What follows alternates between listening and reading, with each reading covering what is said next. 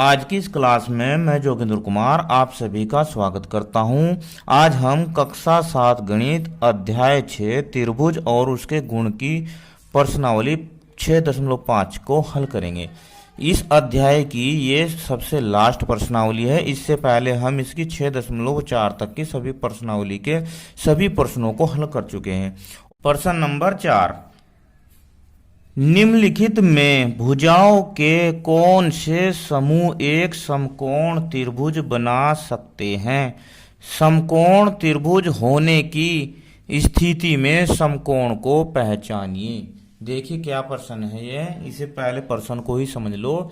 इसमें उसने भुजाएं दी हैं और इन भुजाओं के आधार पर पूछ रहा है कि समकोण त्रिभुज बन सकता है या नहीं बन सकता है। अब देखिए, समकोण त्रिभुज के लिए हमने चर्चा की है। समकोण त्रिभुज में समकोण के सामने की भुजा को कहते हैं कर्ण। क्या कहते हैं? कर्ण। और ये समकोण त्रिभुज के दो पाद होते हैं, जिनमें से एक को बोलते हैं आधार और एक को बोलते हैं लंब। ठीक है, इसे मैं ABC।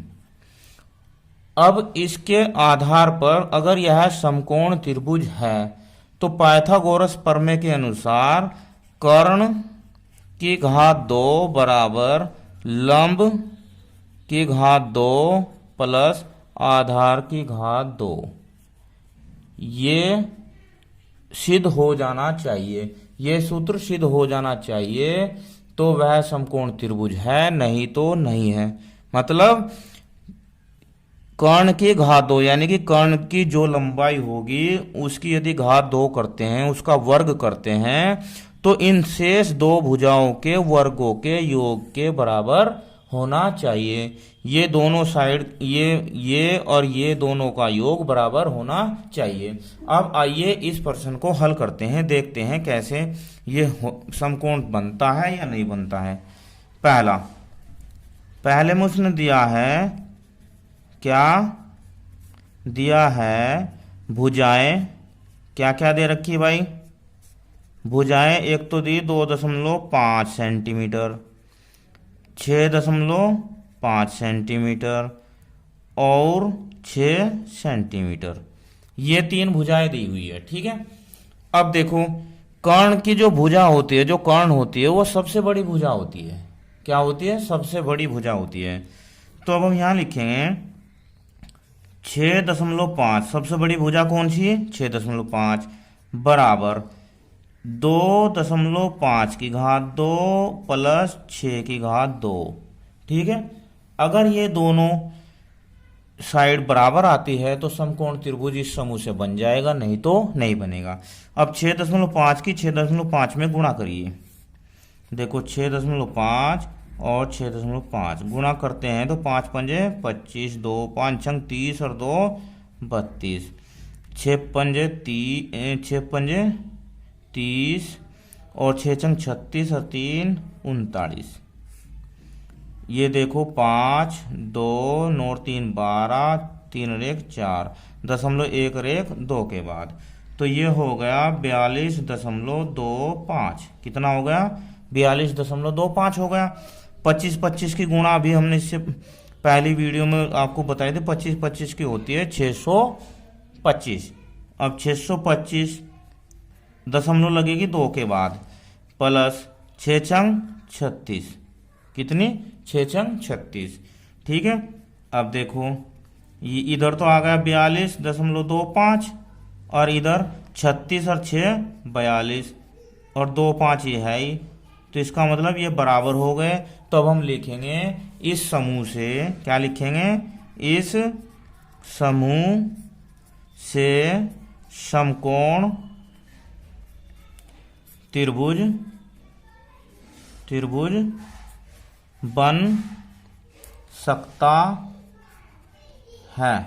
देखिए इसमें पूछा है कि समकोण होने की स्थिति में, समकोण त्रिभुज होने की स्थिति में समकोण को पहचानिए। अब देखो अगर ये त्रिभुज है समकोण त्रिभुज, ठीक है, तो 6.5 सेंटीमीटर कौन सी होगी? ये होगी कर्ण वाली। ठीक है।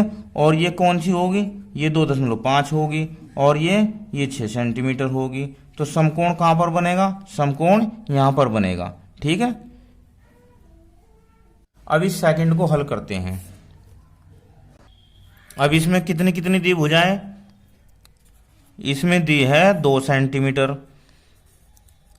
दिया है त्रिभुज की भुजाएं कितने दिए भाई, एक तो 2 सेंटीमीटर, 2 सेंटीमीटर, 5 सेंटीमीटर। तो अब कैसे करेंगे, पाइथागोरस प्रमेय से ही देखेंगे। सबसे बड़ी भुजा कौन सी है इसमें, 5 सेंटीमीटर। सबसे बड़ी भुजा है 5 सेंटीमीटर। यहाँ लिख देते हैं पाइथागोरस प्रमेय से। चलो 5 की घात 2 बराबर 2 की घात 2 प्लस 2 की घात 2। 5 की घात कितनी है, 25, पंजे पंजे 25 हो जाएगा। 2 दूनी 4, 2 दूनी 4। अब ये 25, 4 4 8। अब ये तो बराबर नहीं है, ये तो बराबर नहीं है। इसका मतलब त्रिभुज बनना संभव नहीं है। तो इसे लिखेंगे इस समूह से त्रिभुज नहीं बन सकता। इस त्रिभुज से, इस समूह से त्रिभुज नहीं बन सकता, यही इसका आंसर हो जाएगा। अब थर्ड को हल करते हैं। इसमें देखिए, इसमें क्या दिया है, एक तो 1.5 है, कितनी है 1.5, 1.5 सेंटीमीटर है। दूसरी 2 सेंटीमीटर है। तीसरी 2.5 सेंटीमीटर है। देखो सबसे बड़ी कौन सी इसमें, 2.5। अब 2.5 की घात 2 बराबर 1.5 की घात 2 प्लस 2 की घात 2। इसे देखते हैं। अब ये कितना है, 2.7, यानी कि 25 है। 25 की जब 25 में गुणा करेंगे तो 6.25 आ जाएगा। कितना आ जाएगा, 6.25। अब देखो 15 की 15 में गुणा करते हैं तो 15 पंजे 75, 7 15 7 22, ये आ जाएगा 2.25। कितना आ जाएगा, 2.25। और ये 2 दूनी 4। देखो 6.25 बराबर 4 और 2 6, 6.25, ये बराबर आ गया। इसका मतलब इन भुजाओं के समूह से एक त्रिभुज बन सकता है। तो अब लिखेंगे इस समूह से एक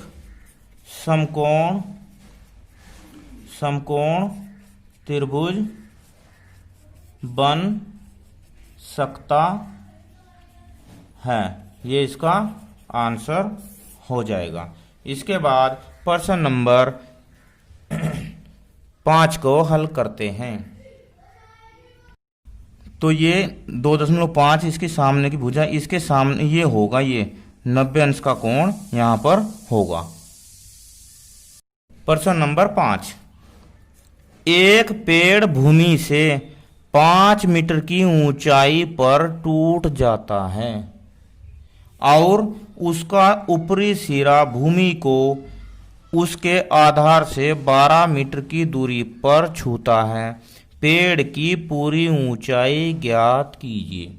देखिए प्रश्न बहुत ही इंटरेस्टिंग प्रश्न है, बहुत अच्छा प्रश्न है। देखिए इसे कैसे समझते हैं हम। एक पेड़ है, क्या है, एक पेड़ है। अब पेड़ तो सीधा ही होता है। कैसा होता है पेड़, सीधा। तो अगर ये पेड़ है, जैसे मान लो ये पेड़ है, ठीक है, और वो क्या, उसकी ऊंचाई है यहां तक, मान लो सपोज करो, ठीक है। अब ये यहां से टूट जाता है, यहां से टूट जाता है। तो जब ये टूटेगा, टूट के ये ऐसे जमीन पे लगेगा, ऐसे ये जमीन पे ही टकराएगा ना, जमीन पे ही। तो ये यहां से टूटकर जमीन पर टकरा गया। और जब जमीन पर टकराया, जब ये जमीन पर टकराया तो भूमि से कितने ऊपर से टूटा, उसने दिया है 5 मीटर से। कहां से, 5 मीटर है, या हाइट इस पेड़ की यहाँ से यहाँ तक 5 मीटर की ऊंचाई से टूट गया है। और टूटने के बाद यहाँ से यहाँ ये 12 मीटर दूर इसकी जो चोटी थी वह 12 मीटर दूर जाके जमीन से टच हुई। कितनी दूर हुई? 12 मीटर दूर। तो उसने कहा है कि इस पेड़ की पूरी ऊंचाई ज्ञात कीजिए। अब देखो, अगर हम इस पेड़ को यहां से उठाकर ऐसे सीधा कर दे तो ये यहां तक आएगा, यहां तक आएगा ना। इसका मतलब पेड़ की ऊंचाई 5 मीटर तो ये है और बाकी ये है ये, तो ये 5 मीटर और ये जोड़कर हो जाएगी पेड़ की पूरी ऊंचाई। अब देखो, यदि हम इसे ए मान लेते हैं, इसे बी और इसे सी, और यहां पर इसकी चोटी को मान लो हम डी मानते हैं, ठीक है। अब देखिए, तो अब दिया क्या है? दिया है ए बी कितना भाई?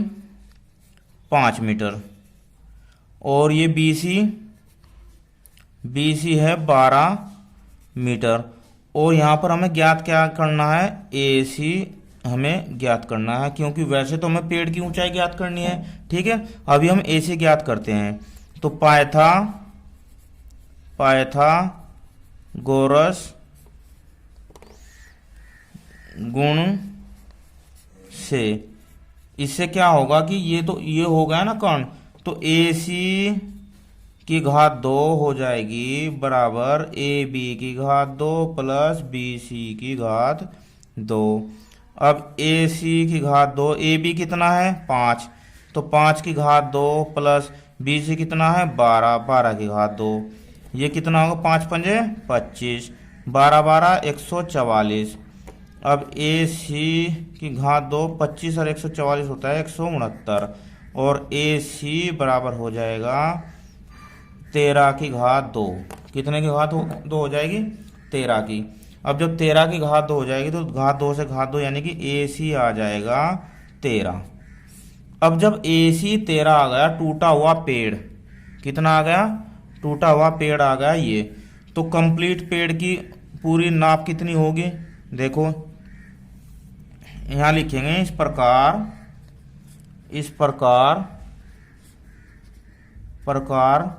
टूटे पेड़ की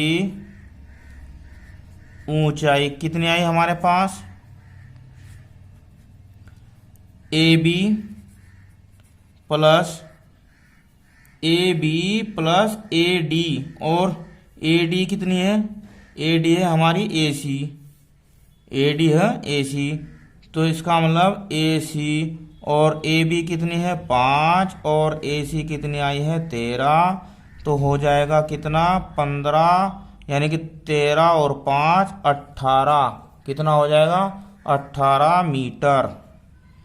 क्या हो जाएगा? 18 मीटर। ये इसका आंसर हो जाएगा। आशा करता हूं ये प्रश्न आपकी समझ में आ गया होगा। देखो, यहां से यहां तक ये टूटा हुआ पेड़ था, इसकी हमने लंबाई ज्ञात कर ली, 13 मीटर आ गई। कितनी आ गई? 13 मीटर। अब जब 13 मीटर आ गई, 5 मीटर से टूटा है, तो 13 और 5 18 मीटर पूरा कंप्लीट पेड़ था, ठीक है। इसके बाद प्रश्न नंबर 6 को हल करते हैं। प्रश्न नंबर 6, त्रिभुज पी क्यू आर में कोण क्यू 25 अंश तथा कोण आर 65 अंश है। निम्नलिखित में कौन सा कथन सत्य है? ठीक है, अब इनमें हमें सत्य असत्य कथन बताने हैं। सबसे पहले हम त्रिभुज को देखते हैं। देखो, त्रिभुज का एक कोण दिया है 25 अंश, दूसरा कोण दिया है 65 अंश। अब त्रिभुज के तीनों कोणों का योग 180 अंश होता है। क्या होता है? तीनों कोणों का योग 180 अंश होता है। पहले हम इसे यही देखते हैं, तो कैसे करेंगे हम? यहाँ लिखते हैं, त्रिभुज के तीनों कोणों का योग 180 अंश होता है। तो कोण क्यू प्लस कोण आर प्लस कोण पी कितना होना चाहिए 180 अंश। क्यू कितना है 25, आर कितना है 65, कोण पी कितना हो जाएगा अभी देखते हैं 180 अंश। अब कोण पी ये कितने हो गए 25 65 90 हो गए, तो 180 माइनस 90 और कोण पी हो गया 90 अंश। इसका मतलब ये 90 अंश और ये हो गई समकोण त्रिभुज। कौन सी हो गई समकोण त्रिभुज। अब जब ये समकोण त्रिभुज हो गई तो पाइथागोरस प्रमेय से क्या होगा, पाइथागोरस प्रमेय या गुण से अब ये 90 अंश का कोण है तो इसके सामने की भुजा क्यू आर की घात 2 बराबर होगी पी आर की घात 2 प्लस पी क्यू की घात 2 ये हो जाएगा पाइथागोरस प्रमेय से। अब ये देखो इनमें है क्या, देखो क्यू आर की घात 2 है ना, पी क्यू की घात 2 और आर पी की घात 2 ये सेकंड है, और ये पी क्यू ये दोनों नहीं है, तो ये तो हो गए असत्य दोनों। क्या हो गया असत्य, ये भी असत्य और ये हो गया सत्य। हमें यही चेक करना था।